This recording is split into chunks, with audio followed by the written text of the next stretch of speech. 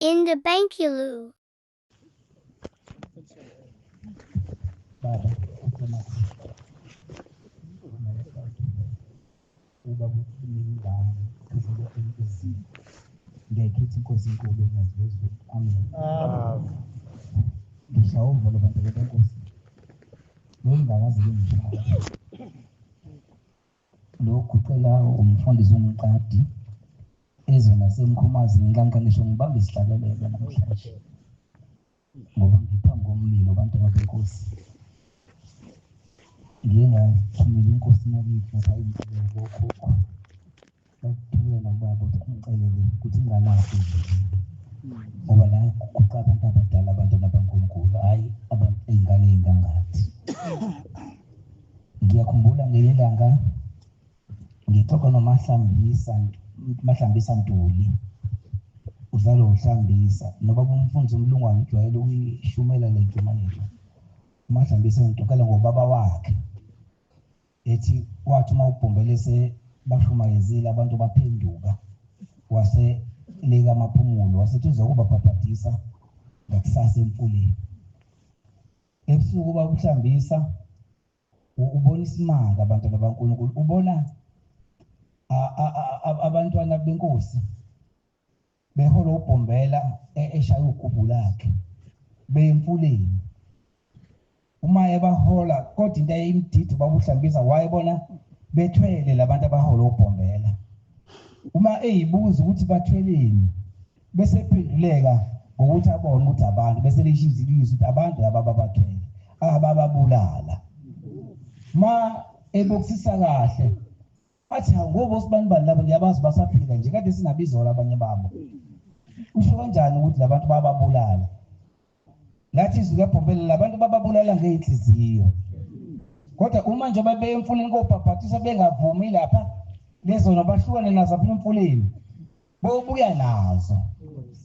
uthi uma Mahlambisa Ntuli ubaba wakho wabona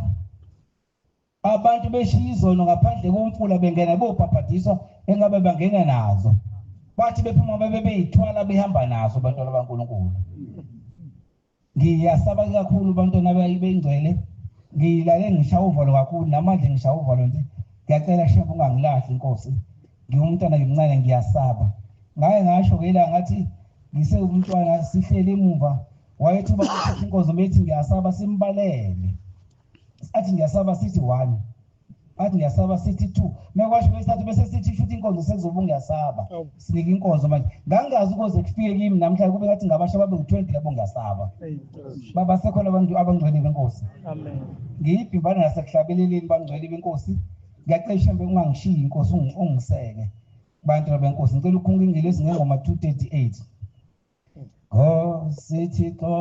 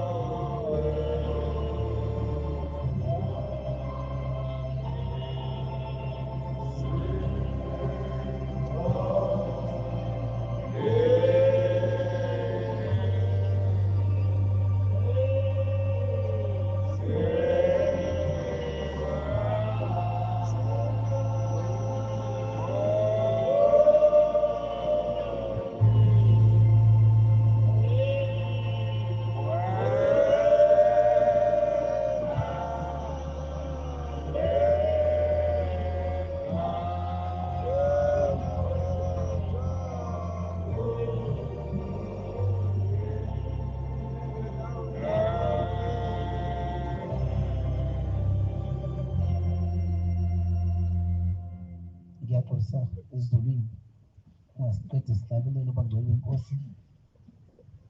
ngibimba umoya ofuna ukuqhamuka manje ukhuluma mhlawumbe uzoma bangcwele inkosi okumkhasa ukuthi ushembe uNkulunkulu sekona bangcwele inkosi ngimbone ithi ngizongitshela Nkosi wenza imali endini yakithi umfowethu ozalo baba umagcina kubaba uthathe ingane akalona iNazaretha abangcwele inkosi uthathe ingane eyinazo intethelelo ngoba mhlawumbe kuyenzeka abanye abantu bagange ngey'ngane bangabe besayithatha wayithatha umfowethu ingane uXolani igama lakho umagcina kubaba kubafana iminyaka ize yaphela iba u5 engayitholi ingane njalo ngenyanga yesithathu iyachitheka ingane lento abayikhuluma kuthina kodwa siyabonda engathi khona la ngambi khona kahle usebenza nomfundisi uMbethu Xolani ngathi umfundisi uMbethu uyazi lento basebenza efamily yakhe leko ngawohama state uma ngelinganga angisazi ngoba kwasanda kuba lomhlangano kaJulayi yini kodwa inkosi ayingaphakathi eklini ngaphumile inkosi uNyazi lezulu badlula kimina ntambama ngiyababuza niphumaphi bathi siphuma kokucela ingane kushembe uNyazi lezulu sesicela ingane iminyaka asitholi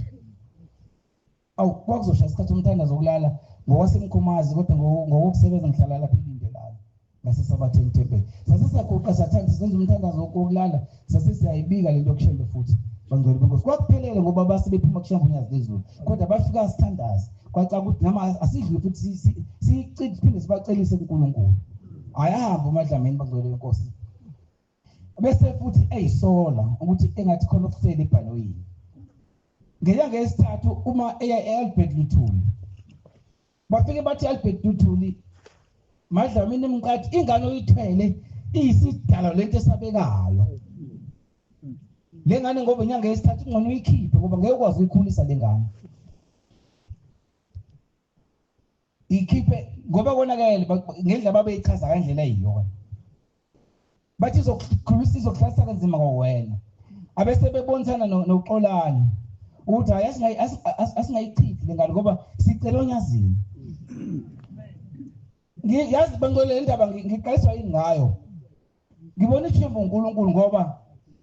ngiyaqala ukuyikhuluma phambi kwaNkulunkulu futhi lo mfowethu lo noMadlamini abakese ukuzobonga ezulwini kodwa ngemizulu babekhuluma ngalento mabekhumbula bangcwele babekhuluma uthi kunomfundisi ekade ngimnika inkonzo ngeyesus ngimnikile umfundisi uGcwetha ehlele esihlalweni usekhuluma indaba yabantu abasuke sebethe odokotela banqala imlenze uthi wabese ngithi abadla amafutha ami namanzi usethi nasiyophetha ubaba uthi khona ingane lengane siyalithatha ngabe uyalibeka uthi bathi odokotela ikhiphe ngoba isidalwa uthi kwasho mina Shembe ngathi ningayikhiphi ngoba lengane ninikwe yimi aweze ngoba sekhona abangcwele benkosi ngathi mangiyibuka le video ngashaya uvalo yiko namhlanje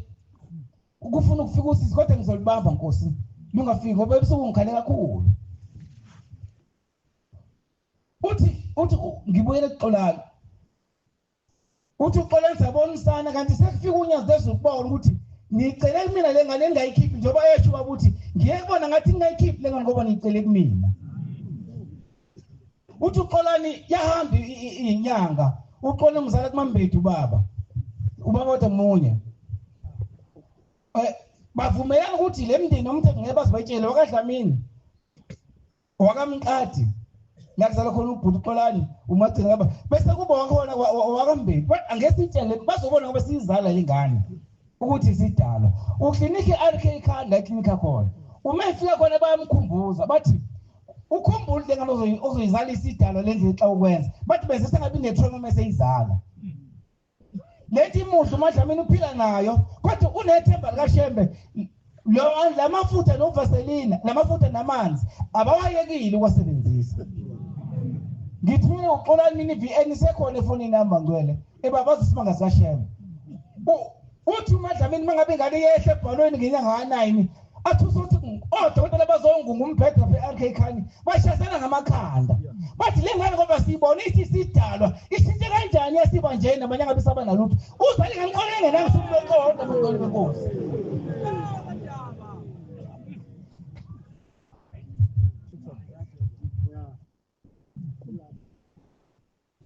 Mina njemba angazi ngizothi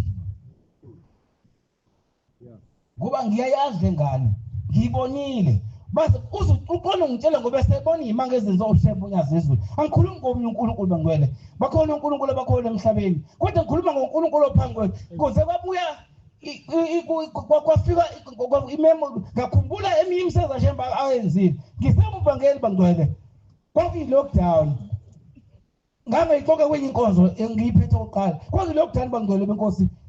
usikwasa sosilekelela ngogesi baba amembiza asibiza mhlawumbe solekelela endabeni zagesi ma angibiza angithinta usikwawuthi baba uthi akafike solungolusi indaba yagesi abese ngithinta ngisuke ekhaya eMkhomazi ngangizomvakela bangcwele isikhathi ngelilanga ngihleli khona engihamba nabo sihleli lapha kujantshi la umfundisi uShozi ajwayele ukuhlala khona sitende umfundisi uShozi nomfundisi Mathenjwa nomfundisi uNdlovu wasemsinga umfundisi uNtombela ulapha ngaphesheya kodwa akhe siyaxoxa kodwa kuhle bese kungena ucingo bangcwele liqhamuka ensizweni naselindele nathi ungwane sabathe entempeli kwakulade umshumba ngoba kade umshuma likhona lapha elindelana ungwana ngithumela izithombe bangcwele uthi mvangeli ngilekelele awubike nansi ingane onyazini angithumela izithombe bangcwele esokuqala amathumba ngaphandle nganeni izalwe ethi ngithina esibhedlela esesibili kunovolo ngalanga phambili ibhale negama lengane kunovolo uma wayimamkhizi ngiyamkhohlwa igama lakhe kunovolo ngaphambili sebekade beyithuma odokotela lengane ukuze amathumbu bayabuyisela ngaphakathi esiswini esesithathu sekubhudlulile fulo mthungo uyangikhombisa ungwane ukuthi bazamile odokotela babuyisela ngaphakathi amathumbu uphinde ubhudluka wathi sicela usipike lonyazini mvakeli ngoba kenza ngisondele lakaduma ikhanda bangcwele ngavalelisa ngekhathi siqeda ucingo umfundisi Mathenjwa nomfundisi uNdlovu basuke la sihleli khona bathe bephakathi nompompi ngisakhombisa umfundisi uShozi ukuthi hey nansi ingane izolo yale ilindele ngaphesheya izolo amathumbu ngaphandle angazi ngizoyithini lento abesithi umfundisi hey fanele ibike onyazini esasho njalo umfundisi uShozi bese kuguqa bonke abantu igcina babekhona sasimbala ngoba kulockdown uma beguqa bangcwele abantu abesisukuma umfundisi Mathenjwa athi mvangeli woza la phuthuma angaze ngisume mina ukuguqela ushembe kusume mina ngedwa ngoba nginjani kodwa ngiyabotha ngibiza uZulu uba babize mina ku number 5 mina ngisume bangcwele ngiphuthuma athi phuthuma kubaba uba uyipakile imoto umile ngathi mangifika bangcwele wathi baba mvangeli susa imoto la wathi qomthame ebhlukweni bangcwele ngayihlehlisa imoto ikhanda methidekile njengoba namanje ngithidekile nje bangcwele wenkosi bona ngihlala le kude nje ningixolele bafundisi bese ngiphuthuma ngithidekile ngumntwana kancane ngithi uba angilindi baba ushembe unyazi ezulu athi mvangeli imoto ezathe empopini wathi qomkhama wesibili ngayithatha imoto bangcwele ibhluke selimanzi ngahamba ngayibeka empopini wayikhipha sheshe imoto baba ushembe bangcwele unyazi ezulu ephuma ehamba bese ethi umfundisi uShozi mangiseza uma ngase kube khona umlandelayo angapaka imoto amghabuli kabi ngaba akafuna ukwazi ukuthi uyapi ngithi mina awungazi ngalahla bangcwele athi umfundisi uzawu unenhlanhla wena ubizwe ezulwini ngithi hayi mfundisi ubonile ngithethise kanjani kodwa athi inkolo lekhaya ithi mawubizwe ezulwini noma uthethise kodwa usukukuthola okufunayo bese kufaza umfundisi Mathenjwa lapha ngaphesheya ngikhuluma ngoshembe bangcwele simlandelayo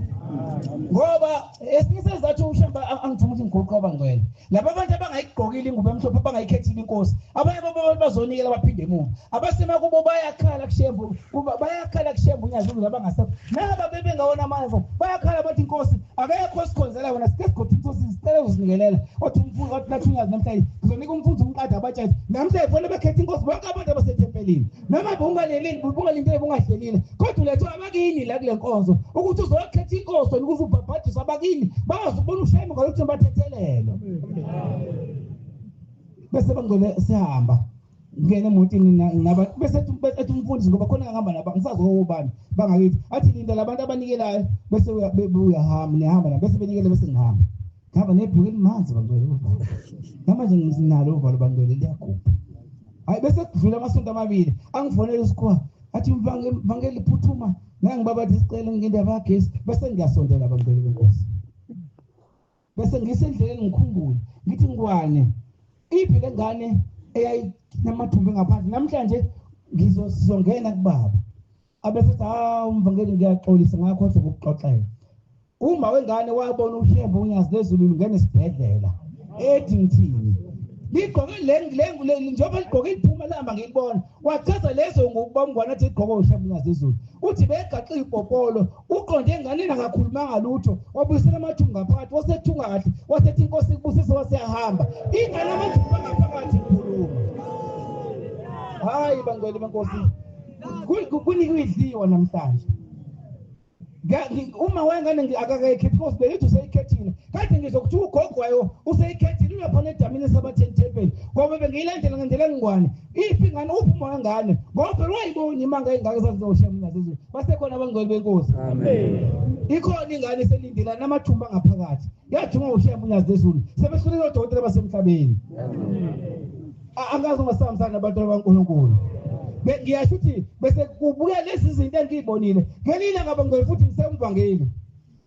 ukuthi khona abantu abafika late kungothi ngigcine ngazi indaba zonkosi unyazi sebephelele abantu ngoba khona abasendlini abangezukuzizwa abangcwele kodwa kufika ukuthi angiveke kuzona mhlawumbe kuzokwehla letho engidla ngoba ngibonile bese futhi enze engane yakithi kwase kufika ukuthi kakhulu lengane ngeke mangiyiboka ithombeni noma bexoxa ubothi uxolani kufika inyembezi kuyena ubani ongengejabula ungemkhonza uNkulunkulu njalo ebese izwithi ingane isibhala futhi azingane beyichitha ingane njengoba iminyaka eyi5 ingane ichitha ithi ahlale ePhristi kodwa azange zichitheke ngoba bese beyicela onyazini lezo amen ngelanga ngasabatha insindi lentempele kumshumo loqulu kwakuyinkosi yantambama ngoba mina eksena ngazi ngangiyibambephi ngasingakhothwa bakubanda ngalezo zikhathi insindi lethi iseduze konkulu umkhomazi uma ngigoduke ngekhaya bese kuphela ngithi amasonto noma inyanga ezintathu ngoba phela inyanga ngifone insizwa uNgqongo kwathi ngibuza ukuthi khona nangekho athi baba umvangeli senginehle lodwa awu Ngqongo yindaba kwenzakalani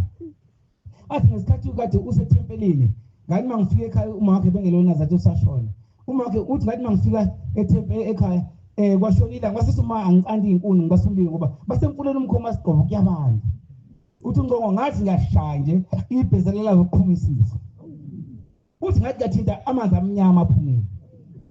uthi base bengiphuthumise eTuthu clinic eTuthu kwathi umuntu ayidlule eScottburg uthi eScottburg but angeke kwazi ukumeza lo ukuhlinza udokotela ongasamhlinze usegoli kodwa bathi kwafika umlungu wathi phuthume ePort Abstin wathi yamletha imphuthumise ePort Abstin lezo kuze udokotela ngendiza egoli ngoba kubukayi kakhulu waphuthuma uNgqongo iambulance aphuthumisa ePort Abstin uthi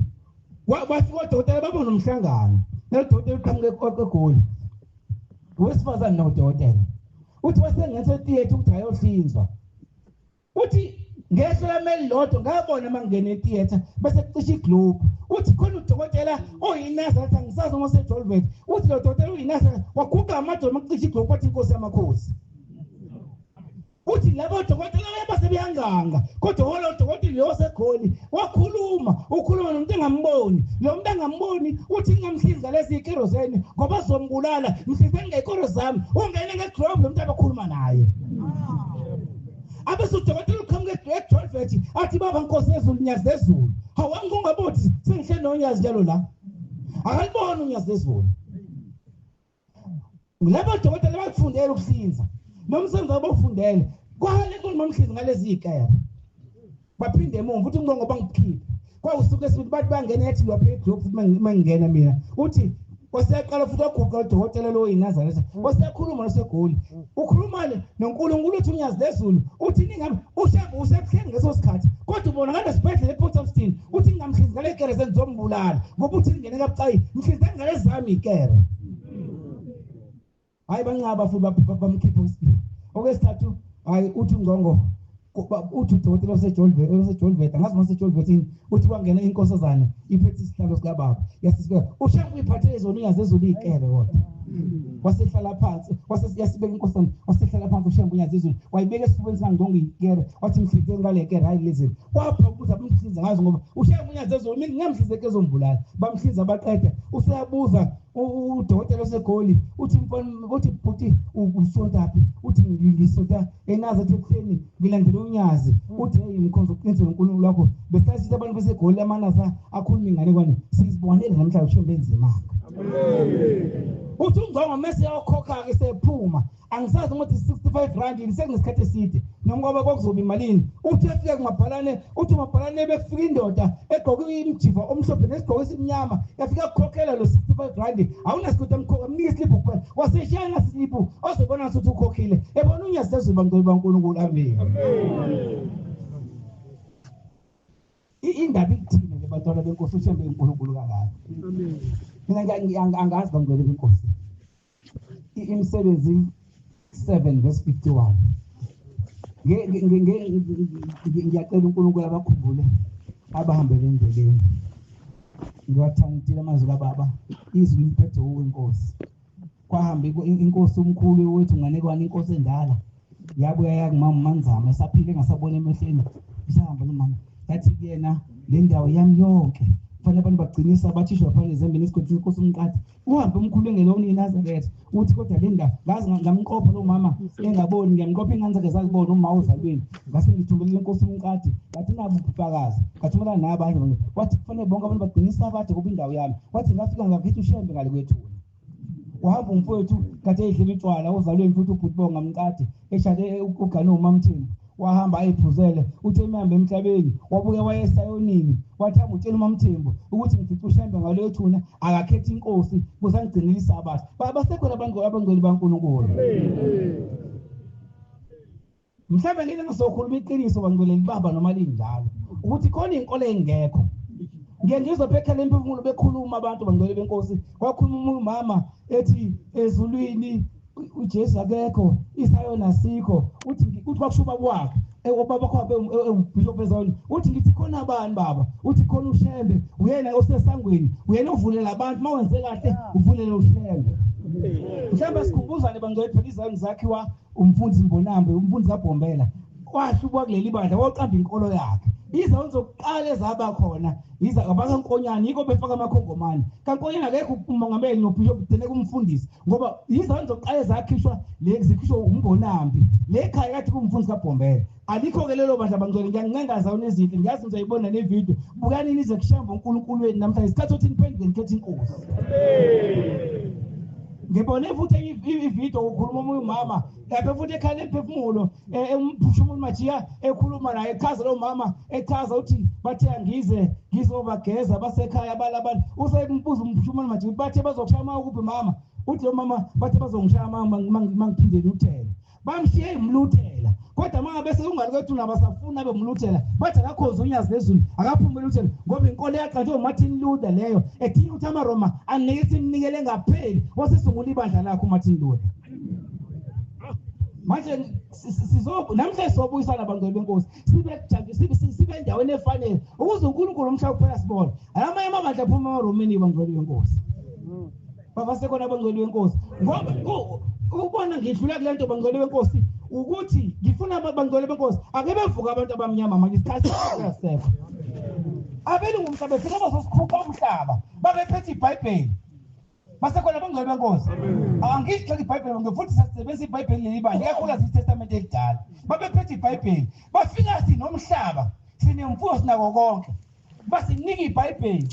bathatha umhlaba wethu lezimo bengaka na yonke into imfuyo sithenga kubabelungu yathathwa kokhokho bethu babanika iBhayibheli kuphela ubona belungu abasinika umhlaba noma kanjani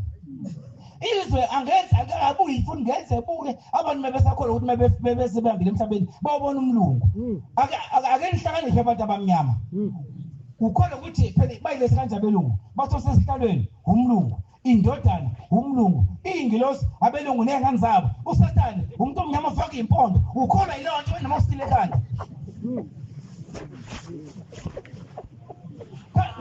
sana bangcwele benkosi ngize ngibabuza bengcwele asekho noma India kongcono ukuthi thina abantu abamama esizingcwele phela emhlabeni khona amaChina khona amaJapan khona amaNdiya khona abantu abamnyama abanguye kube khona nabantu abamhlophe lezinto ngayikhohluka ibala la kodwa senibona ukuthi abayize izulu liphethe abelungu kuphela phela abelungu babesizeni izulu basikhupha umhlaba wethu angeke ube umhlaba mawusoyithethe uzoma ufuphi ubone umcindezeli wakho ngale kwethu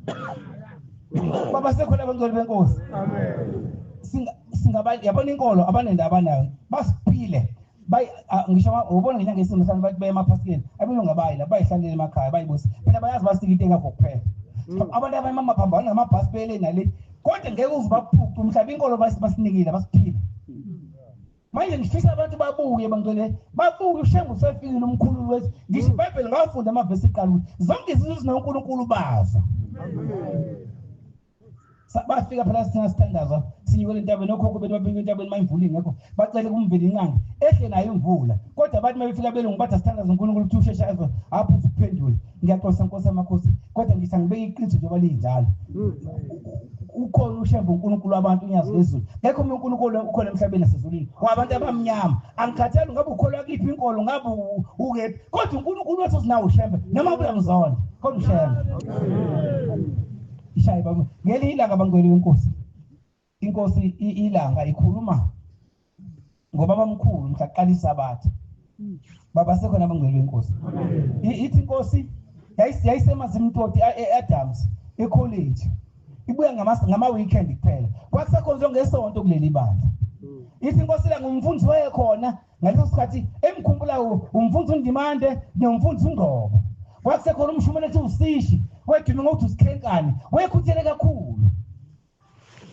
nabakhokeli babekhona nabashumeli babekhona abanye ithi inkosi mayixoxa ngale ndaba ithi uBhombela wangibiza ubaba wathi lo suku sikhonza ngalo isonto lifanele yini uthi ngathi mina baba ngibona ngathi lifanele uthi wasenginika iBhayibheli wathi hawu wena ufundile kodwa awuboni ufundile uthi wabe siyahamba inkosi ilanga ihamba kunemvunga kuphakame ngeso sikhathi bayakhononda abantu bathi sesiko lokusebenza ubaba besho uShembe uBhombela baphendle uShembe wabalethe kuleli banda sebefuna ukutshela into seyashayisa bathi sesiko lokwenza ubaba bathi simbona ukuthi ubaba siyahlubuka simbona ngokuthi aqatha amakhosazana akasenehlubula imizimba amakhosazana phela kudala bengasine eveza imizimba kahle kangaba ngcwele benkosi besinegqokile kuphupha umzimba kwevela umqala nekhanda kuphela basekhona abangcwele benkosi bathi simbona ukuqala lapho ukuthi usiyahlubuka ngokuthi mesethe amakhosazana akasenehlubulile abakhokheli belwa bediniwe bedina uBhombela ithi inkosi angahamba ngaya emsebenzini eAdams ngathi mangibuya ngabe sekhonza ngesabatha uthi ngathi akukuphi ekuphakameni ixahlelo uthi umshumela usishi usikhenkane wahlubuka ngathi ngeze those inyanga ngale bhiyafu umfuthu uNgqobo ngawahlubuka ngaleso sikhathi bangcwele benkosi ethina indaba yesabatha ishaye masitholile baba umshumela mina abantamo zilikhuni yafunda lenkosi lencwadi inkosi langa nini abantamo zilikhuni abangasokanga ngezinhliziyo abangaswanga ngenhliziyo nangezindlebe niyamalela njalo umoya oyingcwele niyamalela njalo uMoya ninjengoyihlo benu hamba namshumela wakithi umuphi umprofeti oyihlo benu abangomhluphe na hamba na baba babulala babeshumayela ngokuza olungileyo esenimnikele nambulala inkosi ibusise baba nina abantu amozilikhuni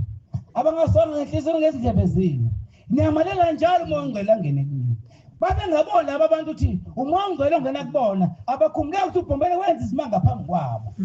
kodwa bakhohlwa ngeminithi ngoba bethina ukuthi uShembe sebabuyisele ezulwini ngoba ukukhonza ngesonto ukukhonza isithixo samaRoma ethi uSun God phela amaRoma wona adusa abantu angizi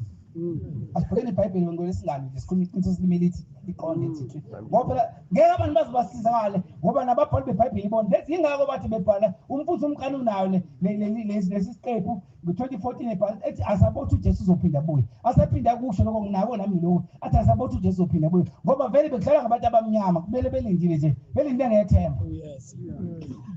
kukhona incwadi kaPaul King Leopold II waseBelgium ngo-1883 ebhala ama-missionaries ethi abantu baseAfrika bakholwa ngoba bazi ukuthi ukuthola nopaza umuntu uyicala nokubulela kuyicala bafundisele ukuthi uma ngabe behlupheka bazodla umbuso wezulu khona bezodedela umbuso umnotho wethu umnotho wabo kuthini. Angifisi bangcwele bafundisi benkosi kube khona umfundi ogqugquza abantu abahlupheke kwakuyinkolo yokucindezela abantu ukuthi umhla kubulala abantu abantu enqome kwaze kuthi Black River kwakuyigazi abantu abamema lokho khokho bethu bebulala umhlaba wabo kuthathe masithupha bazodla umbuso wezulu kodwa bona bahlala komhlaba. Bengikhona emcimbini enkosi Ngobo ibathi yathi wathi umkhulu wahlala eDurban bamsusa belungu bambeka eRoadhouse bamsusa bambeka eRegina bamsusa bambeka ePhoenix bazomeka eMaqadini bedla indawo zethu besidla ngenkolo bangeke bangesihluko. Ithi inkosi ilanga nina abantu amuzilikhuni abangasonga ngenhliziyo ngendlebe zenu namalela njalo uNkulunkulu ukuba ngenekini. Isiqhubeka inkosi ilanga ithi ngelile ngangisentabeni kwakuyinkonzo kantambama yomthandazo wokulala ithi ayisakhumbula amazwi enkosi ilanga ithi angisakhumbula ukuthi umuphi umvumo wephethe umthandazo wokulala uthi ngathi ngezwa abantu sebejabula bekhuza ingcelo umthandazo wokulala bangisaphela uthi nami ngaphuma kodwa ngathi mangiphuma ngabona into eyibhola yayihle yahamba emakhanda abantu bethi bayibamba lento ibalekisho phezulu uthi lento yahamba ifika kobaba kungathi khona ehlalekene iphakamile phezulu ingathi ehlalekene iphakamile phezulu basukumile abantu bayibamba ngesikhathi lenzeka lento ababe nezifo babona bephalaza izifo bephalaza inyoka basinde abantu lesikhathi kwenzeka lo moya ongcwele bayibona lento sihamba iye kuyingudlungudlu yahamba ithi yazama ukuhlala kuhleleki ithi yazama ukuhlala kuhleleki yazi yaye engamakhosa saleni yabuya yazi kobaba yathi suka Nyamalala. Uyithi masekhuluma ubhombela ntambama wasentabeni bangcwele ingoba namanje sike entabeni ithi inkosi ilanga bengesiumongo ithi inkosi ithi ubhombela kumanaza ngaso sikhathi ize ithi kube kwakuyisikhathi sayo abantu basebebaningi babezubulalana abantu ngoba bakufuna ubomba lento eyinhle eyibhola bathi abaningi ababona yakhamba lapha etindeni kabhombela ibhombela ehlatheni leso sikhathi ithi inkosi ubhombela masekhuluma namanaza athi uthi bantu abami bengesisi isibonakaliso bengelona iphupho bekumoya ongcwele ushamba hlala ukhiphe kubantu uhlale kongcwele olungileyo uthi njengoba nibonile ungazange uhlale kunina akekho umtholile obengcwele lentabeni usevala ngamazwi abuhlungu ubhombela uthi bantu abami naliwe uthi naliwe ezulwini abantu bakhala baphalaza bayiginga bakhala kwaze kwasa abantu beyigingane benethemba noma ongcwele uzobuya ithi inkosi ilanga ubaba uyahamba lo moya awudedele kubantu bangawuboni manje bangcwele bangabe ngizwa abantu ababembalwa mangeze ngibuyisa umqondo ngabantu abaqala abantu baqala babekhona bangcwele babesahlonipha angithi qali ngesikhathi ebhombela iphosela lifike likubambe liqhube likubeke phansi kwesihla lithi soboshiwe ume ngempela unganyakazi nihambe lola ndomuntu umongo ufika ngesikhathi abantu abahloniphayo ngibuka lesikhathi manje sethu abantu abanje ukuthi lo mongo ebhombele mangabe udedele unyazi lezulu ngoba uyawudedela thina utholani thina kukhona ukuzihlupha kwenu ukuthi inkosi ngicela mangifika lentabeni ngithola imithetho koshembe ngithola izaluleko zakho bese ngiphinde ezansi usengibonile uNkulunkulu wezulu nomhlaba kodwa ngingcwele ngoba lo moya uhlala abantu abathola nabafazi babantu lo moya uhlala abantu abathakatha nabaxabana nabalwayo lo moya uhlala abantu abangcwele babesathembekile abantu ngasikhathi besahlonipha kodwa kutholakala ngisho yedwa ngasikhathi umbuzo wami munye ngiyenhlala ngiyibuza bese ngiyakhala ukuthi thina sabe lesikhathi abantu noma singasalaleli kangaka ukhona noma ngabe ushemba unyazi ezolethela lo moya omtholayo uyathola wena manje nje ngithithe abantu bese bakhona abantu abadla izona zamabomu athi mina ngiyazi ushemba ngisambona emhlabeni lezulu ngimbona ogcina udlisa noza wathi uma usidle ngezumbona ushembe basekhona abangcwele benkosi umongo azange uthole umuntu entabeni inhlakazi phambi kobhombela lo moya ushemba uhlala ukhiphe namanje ukhipha kuthina uthola bani thina ume kanjani wena basekhona abangcwele benkosi lo muzi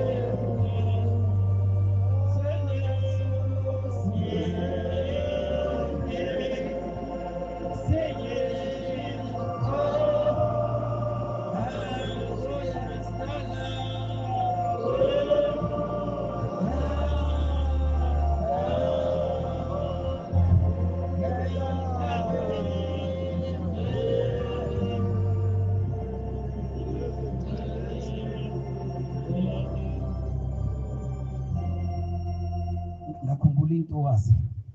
yayisithola umendo izoshada kwathi ebusuku yasiphuma iyolinganisa ingubo yomshado kuzoshada ngakusasa yasiyahamba ngathi ishembeni la iyovalelisa yathi ngaphansi kwesihlahla benza ukungcola kwabo kwase kuyigatha lo muntu athi bophathi base beyathuka kwathi gidi wasethi usathanayo igatha lelelwile nayo inhlahla ngoba usathanayo yake thatha intembi bayiqhola izibe yini baqhube beza ukungcola kwabo bathi sebesuka sebehamba bebobekana lapha emshadweni kubuka mkhwenyana yavele yaphenduka imoto nabo yababamba imlende ngqi bobabili bangabe sakwazi kumba baba zishosha kodwa babhajwe emotini siyafika ushambe kona ebusuku ngakusasa sebebanjiwe ukuthi ingeshende ngoba phela ibanjwe ihamba nalo ishende vele uthi ushambe mina mntana bebengisi igatsha bengithuza bengikhulu ukuthi musukuyenza le ngoba bonke abantu abelisono konke kutshela inembese lento yenza ukuthi wrong kodwa bese bekhona ethetha awulahlile inyoni le akemidlela umfazi wakhe baba sekona bangcwele benkosi amen ngiyakhumbula umshumane ukhumula ngithi emkhomazi ekhuluma ngensizwa yakhetha intombi yathi mayikhethile intombi kwakuhle iyaphatanisa le ntombi lensizwa mayilobola kunzima insizwa egideka kunensizwa kunabani namanaza yagida kahle le mnaza le bebandle ekuphambili nesikhathi leso ngokwesikhathi sabhombele sesenkosi ilanga njalo uma esayikhethile siyabona le ntombi siyayisola awu ayibizwe mntana moyisola phela engakahlanganisisi iparadise salobola umkhwenyana nenzani manje kwathi ukuthi ayikhuluma iqiniso ukuthi akuyena umkhwenyana ninango useceleni awu kwabizwa nemndeni baqula icala umndeni womkhwenyana umndeni wakashende umndeni wamakoti baqula phambi kwenkosi ilanga yasele abalathi icala ngoba lihle icala eliqulwayo singabulala abantu ngisakho bangcwele benkosi amen angifuna uGenesis 19:15 singabulala abantu njengokuthi umgcela uBob angingabulala abantu abanganiki ithuba bese sigibela phezu kwabo ubaba wangakithi ngeke isikhundla agcotshele uzule esontweni usahambe emhlabeni inhliziyo imkhulu ebuhlungu wabulaleke embhobhweni kanje ebulawa umuntu ophethe umbhobho enika ithuba elizakenza okunye wenze okunye ubuye umuntu ongazange zanika ithuba ukuthi asembhobhweni okwazi akwazi ukuyiphendulela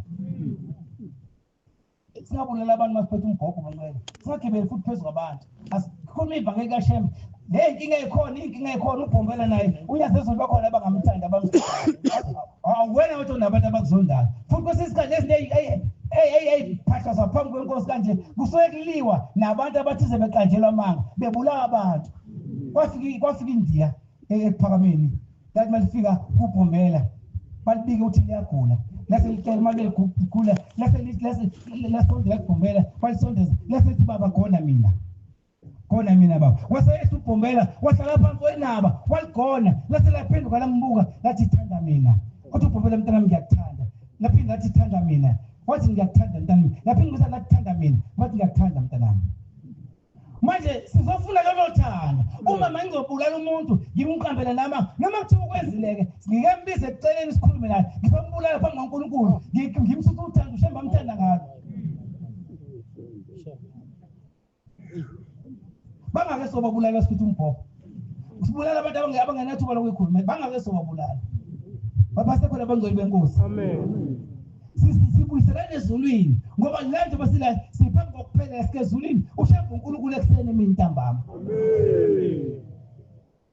mhlawumbe ngibuyisela abantu ezulwini bese ngihlala phansi inkosi sizohlala phansi inkosi yamakhosi intambo baba seyidonsa uNkulunkulu ngeza siyaphela sike ezulwini kuphelele ngithe sikwenza la Levi 23:4 Ezekiel 1:1 Jeremiah 52:31 Luke 1:26 Nehemiah 8:13 ngikhuluma ngencwadi eyilula bangcwele benkosi kodwa ngifuna ukuthi laba bangakholwa kuleli bandla baqonde sibabeka kulayini ukuthi iyona nkulu kuphela enzo kufanele le masithole ngishaye baba Genesis 19:15 ufundeka kanje hamba laba ungayibizi inamba uhambe nayo izokufuna hamba laba sekusile isithunywa zamsheshisa uLuthi yes kuba nathi suka uthabathe umkakho namadodakazi akho amabili afunyanisiwe funa abhujiswe kubini bomuzi lowo muzi yes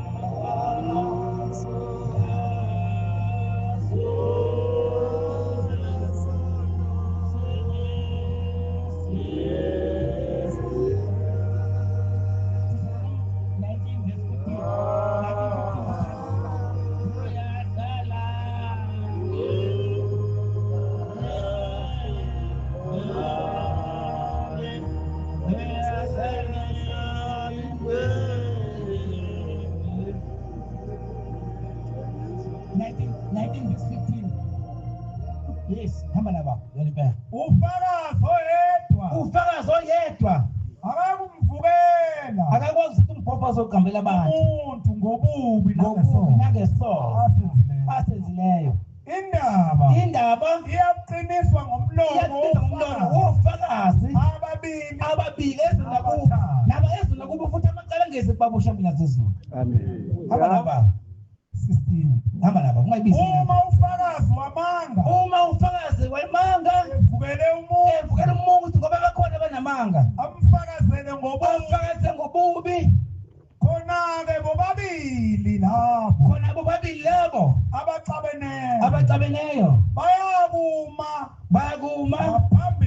ngaphambi kaJehova ngaphambi kwabaphristi ngaphambi kwabaphristi nababaphristi nabahluleli abakhona emazweni akubo. Hamba nababa. Abehluli bababuzisise kahle baphenyisise kahle ukuthi uma ufakazi engufakazi wamanga eqinisela amanga ngomfowabo khona niyakwenza khona kuye njengokuba bethi njengoba wena kade funa ukwenza uzakwenza kumfowabo. inkosi ibusise baba. Maybe 23 verse 4. Ezekiel 1 verse 1. Jeremiah 52. Ngicela uqale kuLuka 1 verse 26 ngoba le ifuna ukuthi siva yeke Luka 1 verse beke sithupha-ke kuleyo bese Luka 1 verse ngicela bamlekelele ngamabhayibheli uMshumayeli bangcwele benkosi bapho umathabela ngoba ngizofuna bemaningi khapha amabhesi bese ngihlala phansi. Baba sekhona nikokuphelele njengoba niphambi kwashembonya zezulu. Bengeza kwazi uma bengena uNkulunkulu ukuguqula ingane esiswini ayenze ngabe isidala kodwa umshini wodokotela isise isidala eyakithi ngiyayazi ngibonile. Nina bengakayikhethi inkosi ithuba namhlanje ikhethi inkosi nonke ngoba ushembonya zezulu uhluza abasemalini bathi siyafa siyahlupheka usethi ushembe mfuthi umkade tshela laba bantu abangayigobonto ukuthi abakhethi inkosi namhlanje uma ngazube nebhadi futhi ungayigqoka ungayikhethile inkosi wabulahlisa abakini. Ngenyanga yesithupha ngoJanuwari ngoJuni ingelosi uGabrieli yathunwa nguThixo usheshise umshumayeli ubuya emzini waseGalile okuthiwa yiNazaretha entombini emisele indoda ogama layo singuJosefa wendlu kaDavide igama lentombi uMariya. Ingelosi yayisingosi esenjani yangena kuye ayikho into yazalwa nguMoya Ngcwele yangena kuye yathi wena oninhlanhla inkosi nawe ubusisiwe esifazaneni eseyibone wethuka ezidla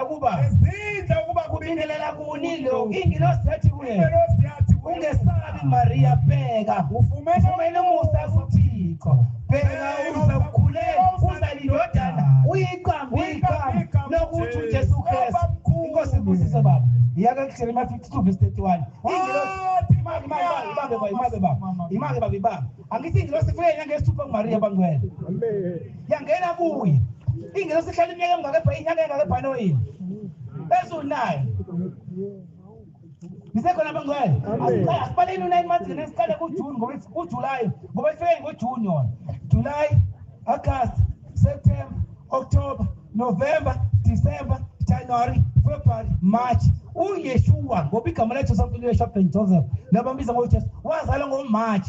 Sacungula mfundisi ungithi lo ngoba uthi umlando between March and April. Sacungula ngoMarch uJesu ngoba sithi kuzala kwakho kumnasa ko March 10. Nami ngazalwa ngoMarch 7. Kodwa kubuhlungu-ke isabatha ko-Constantine baliqeda ngonyaka ka-320 ngomhla ka-7 March balimasa idethi yami yokuzalwa beqeda isabatha. Kodwa uJesu wazalwa ngoMarch. Ake siyeke kuJeremiah 52 verse 31. Kwathi ngomnyaka wamashumi amathathu nesikhombisa. Yesihamba nababa. Wokuthuthu kukaJehoyakhini inkosi yakwaJuda ngenyanga ye12 ngoDisemba kuthi 12 uDisemba ngosuku lwamashumi amabili nanhlanu ngomhla ka-25 Disemba benyanga uEvili Merodach inkosi yaseBhabheli ngomnyaka wokuqala wokubusa kwabo waphamisa ikhanda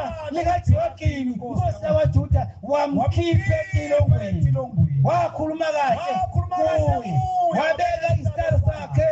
ngasenhla kwesihlalo samakhosi ayenaye. Ezekiel 1:1 senza ukuthi ngoDisemba 25 kwakukhulula isiboshwa kodwa uJesu uYeshua akazalwa ngoDisemba 25 nisekho nabangcwele benkosi nisemkholweni efanele ephelele nisaba abantu nebangaphethe ukuthi abaphethe lutho obuza ukuthi so Dr. Kokimaye nomshumuli ucela sewozawuza nomshumuli ucele wasezivele nohlambambo ula ngemuva inhlasi uthi uthisha omkhulu siyayididiyela yini ngoba siyabheka siyisifunda. Ezekiel 1:1 Wathi ngomnyaka wamashumi amathathu ngenyanga yesine abantu bathi Good Friday ngayo ngosuku lwesihlanu ngolesihlanu lo Good Friday sengiphakathi emfundweni ikhefari izulu lavulela ngabona ngomnyaka ngosuku lwesihlanu lwenyanga kwakunyaka wesihlanu wokufunda kukaJehoyakhini inkosi yakabayekeni inkosi ibusise baba. Levi 23:4 Nehemiah 8:13 le nkosi ekhulule ngoDisemba 25 yaboshwa ngenyanga yesine ngolesihlanu nisekho nabangcwele benkosi. Nithithi abantu abangaphethe thembeni phethe utho nina usemba uNkulunkulu tshela abantu ngoNkulunkulu bashumayeli hambani ningene komakhelwane nenhlasi udidana inhlasi yamthela abantu ngoshebe njengoba babaqala umvakeli badala babangena umuzi nomuzi anisangeni nangakithi ngiyangena mina ngiyabonga babungibeke emkhomazi kunokuthula umvakeli uhlokana umvakeli uduma sibamsene kamnandi kunokuthula kusho uMathino ke sobhanana sobathathu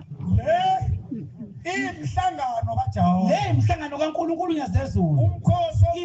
engcwele eniyabuyimemezele ngesikhathi zayo ngenyanga ngoJanuwari ngosuku lwe-14 ngomhla 14 January ebusuku ngobe kuyiphuziwe iphasika inkosi ibusise ba nikhala ngani. Hey nenthe Nehemiah chawo Nehemiah ngibusela abantu uNkulunkulu ngoba abantu bedukile alimathe ngana abantu ukuthi uNkulunkulu kanti ukhona uSeptember ngelungazezulu wafunda encwadini uNehemiah 8:13 vele yak 14 mshumayeli yak 14 yakho kuloqala 14 oncwadi leyo. Amen baba. Bafumana kubhaliwe emthethweni kaJehova ayalanga uMose ukuba abantwana bakaIsrayeli mabahlale emajokodweni ngesikhathi somhlangano weswipe inyanga yesikhombisa ngoJulayi kuhlale emajokodweni eseqhubeka nawo mshumayeli ngokuba bamemezele ngokuthi bamemezele ithumela ngasemakini yonke yasemakini naseJerusalem ababusikhathi memezele Richards Bay bathi phumani niyentabeni nilethe amagatsha emswati namagatsha emjidari namagatsha emadusi namagatsha yes nenza ngikhuluma namagatsha nenza amadobo ngoJulayi inkosi njengokubhaliweyo ikuphi bangcwele nikhala ngakho ngenibusele ezulu nje bangcwele mahala uthi uNkulunkulu ubani Exodus 3:5 uthi Mose khumula icathulo zakho imbathatha ngoba umhlaba wathi umewoni wena asingeke isicathulo la iya kuJoshua 5:15 awuyeke le ejwayelekile le esiyini esi1:14 awuye kuJoshua 5:15 ubothi izicathulo izigqoko endaweni engcwele njengoba ulana nje sinodokotela sinabonke ngeke babone mangihamba ezibhedlela bangcwele ngihamba nekheke ngisebenza nayo ushambatha ngiyihole emsebenzini ngibabona udokotela nabama Nazareth lapha emshenjini ngifika ingane umzukulu kamkhokheli manguba nencwane angisayiboni ngane mhlala imbuzi ikhona la kithi konke mntana mengikwazi lapha ithi hayi mfundisi ngakujova manje ngoba phela udokotela baningi esikolwe kodokotela bamanaza baningi bangcwele benkosi kodwa noma sifika la sishika to parts hayi la odokotela bangampela ishaye baba Joshua 5:15 induna epi kaJehova ubaba umshumeli mazibuko hamba naye ubaba indawo umvuka umvakela umdluli namhlanje ishaye baba induna epi kaJehova wathi kuJoshua khumula isicathulo sakho onyaweni lakho ngoba yini ngokuba indawo omikuyo umhlabathi ingcwele inkosi wenza njalo uJoshua wasulamba isicathulo ukhala ngani-ke manje ngoba phela bathi le yaMose ma uNkulunkulu efika ke navutha umlilo bathoza khumbuka inhliziyo methi icathulo abasekhona abangcwele benkosi amen Joshua 3:3 Joshua 4:4 sengihlala phansi uNkulunkulu omuhle sebefunde zonke incwadi zemkhosi sengihlala phansi iPhasikani ngizithi ingojana yoba silentabeni zePhasikeni eliqondile futhi uNkulunkulu esimkhonza unyazi lezulu uzokuzwela usizini olukuphethe ngoba nathi wasizele insizini esiyiphethe kodwa wena ungayiqola umuntu noma layikhetha inkosi uma nje ngiqala ngiyeke ukushuma ukulento uNkulunkulu eseqeda ukukhuluma khethani inkosi uqhaqa kungasali noyedwa ngoba nibiziwe njengoba nila anizelanga ngokwenu ishaye baba okwakho umuzi uphuma ngekhethanga abanyana abantu zathi ncane bona umphongolo wesivumelano sikaJehova uThixo uNyazi lezulu nabapristi nabalevi bewuthwele abashumayeli khona niyakusuka endaweni yenu niwulandele hamba nababa kodwa akube yibanga phakathi kwenu na umphongolo kungathi ama-cubic ayizinkulungwane ezimbili inkosi ibusile niwulandelela yindaba nifuna ukuhamba nomphongolo wesivumelwano nonke yindaba nithuthela abafundisi sanibuka nenkani yindaba nithuthela abavangeli ngoba nifuna ukuhamba nomphongolo wesivumelwano ngenkani mina ngiyawusaba iminyaka amayimvumo ethi ngihambe ethu zomphongolo wesivumelwano angisondeli kona wena-ke ukhishima kanjani othuthu ngoba lithi neBhayibheli akusondeli thiso wezishe ingcwele ngoba ziyingozi nabona ngonyaka odlule kudlula umphongolo wesivumelwano intombazane igqoke ibhluke angazi uma yakhuluma kabi ngenhliziyo yashayina intombazane kwangathi iviwa yimoya ukujwayele ebantwini kuningi hayi noma ngathi uqhawe nginandaba ishaye baba wafunda encwadini yomthetho kaThixo imihla ngemihla inokwaqala ngomhla wokuqala kwaba umhla wokugcina benza umhlangano izinsuku eziyisikhombisa inkosi ibusisa baba funda le incwadi engifundile nje Joshua 3 Joshua 4:4 yesho qanga sethi Joshua 4:4 Joshua 4:4 sengihlala phansi bangcwele nikuNkulunkulu ophelele ngiyamthanda bobaba bami futhi ngiyanisaba kwayinina mina ngisele umfundisi ophethe abafundisi ngiphethe umfundisi uMbhele nomfundisi uShozi ngisareport abangcwele mina ngoba kumnandi ukuphatha kodwa basingena phana esangweni akubona athi ngiphethe siyafana sonke asithi umuntu ngidudule umuye ngithi wena ngisho ngahlala emumva lapha kodwa umfundisi umkhomazi nawe umfundisi wakini kanjani nawe ntasothi ngathi usezulwini mona ukugcoda kona ungenisana ezulwini kodwa thina sesithwele ngisho izono zenu ngoba nje basilungile emkhomazi akuthi asivumele into engasilenzeka kufanele sime emthethweni kubaba noma unjalo siyabizana nombolotho masikhulume sibonisane sibambe into enje ishaye baba Joshua 4:4 khona uJoshua wabiza abantu abayishumi kade benibiza abafundi bomfundisi uDladla lapha ebuhleni wabiza abantu abayishumi ayesebakhethile kwaba-Israyeli kwaba yileso sizwe waba munye uJoshua wathi kubo hambani angithi ngenibone masobeke ithi laphana siyazibe ngala bese siba ngala phambi kwancane hambani phambi komphongolo wesivumelwano sikaJehova unyazi lezulu hamba nabo niye ngaphakathi kwethu nithabatha amatshe itshe alibeke ekhanda lalibeke ehlombe alibeke ekhanda kulingane nemndeni yenu zabayisrayeli ngokubala hamba nabo bamshumayeli ukuba lokhu kube isibonisi ulibekile yini itshe lapho enkatheni wena utyombe kanjani khona uma unyazi ukhumta emnandi lethi mangabe unganamandla khipha umhlanga bese ungena ebhasini wena ungena ebhasini yaphinde ekhaya kini ulibekile yini itshe ngoba bebekhona phela amabhasi ngihle phela ibhaliwe bangcwele indaba yokubekwa kwetshe engisengiphethe abantu baNkulunkulu hambani ngokufanele ubungcwele wena uhluphekayo nohlushwayo kade ngifunda incwadi ngifunda incwadi kaJosefa uJosefa umchazi wamaphupho ezala uJakobe bangcwele benkosi sengizosheshisa ngoba sesikulethe esikhathini uma uJosefa bangcwele kubafowabo ezala no Benjamin no Judah babe u12 bebonke ekwazi ukuchaza amaphupho ngela ngwaphupha iphupho wasephupho lesibili ela ngizokhuluma ngelilodwa lalithi lesibili ubone ilanga nenyanga nenkanyezi imkhothamela base bebona abafowabo nobaba ukuthi kanti sokhothamela uyingane bathi nabafowabo bangcwele base bakha isu ukuthi bangambulela kanjani ngoba babakhe wamthengela ingube nemkhono emide ngokumthanda ngela ngathi babakhe hamba ubheka abafoni ewaluseni wahamba ubabheka uthe mefika bambona eza base bakha isu yokuthi bangambulela kanjani ngoba bethina ukuthi unesiphiwo futhi uthanda ubaba wakhe bathi mebefika bambamba base bekhuluma ukuthi abangambulala abamfaka emgodini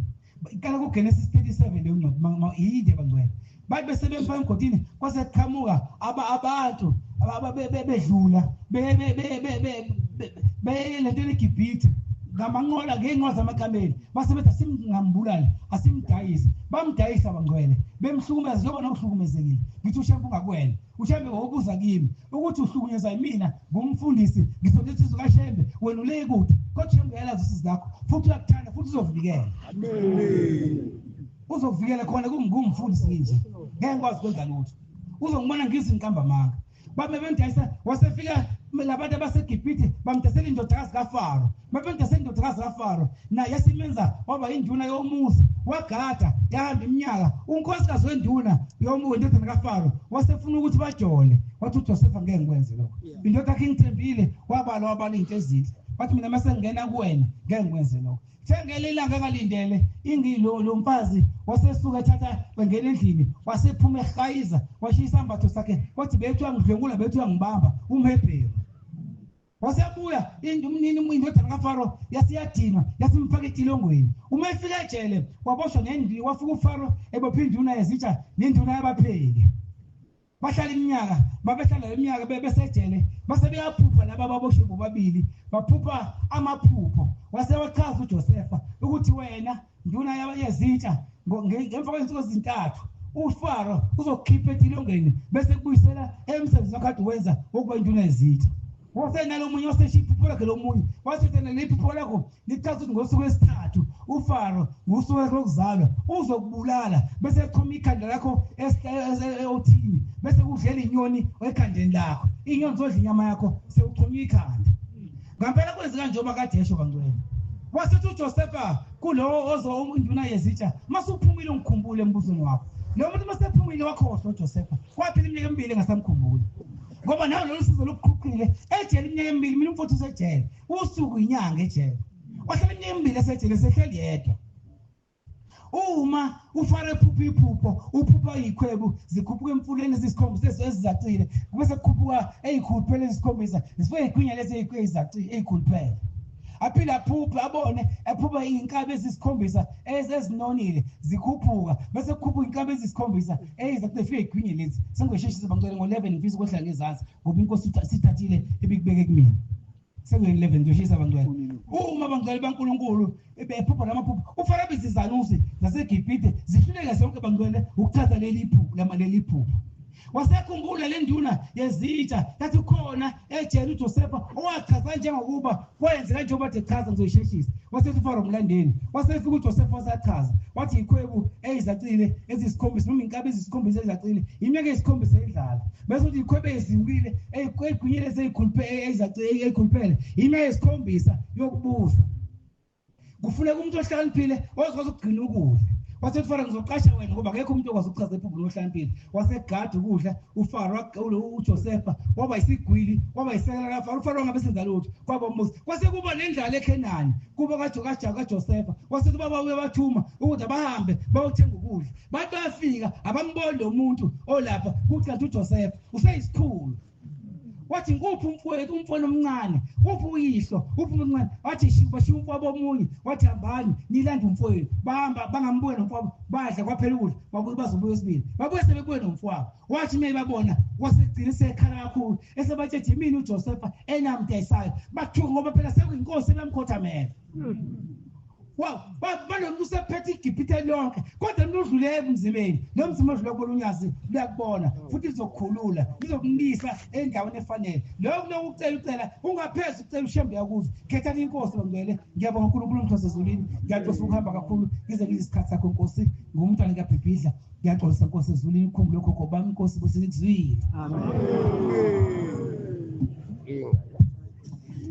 Siyabonga amazwi amnandi siphiwe umfundisi wenkosi inkosi izingusisi. Amen.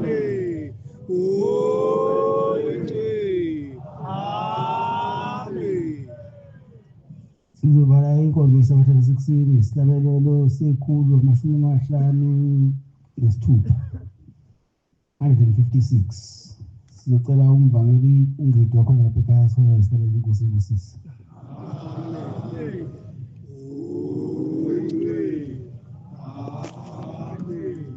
Inkosi busipama kanjani?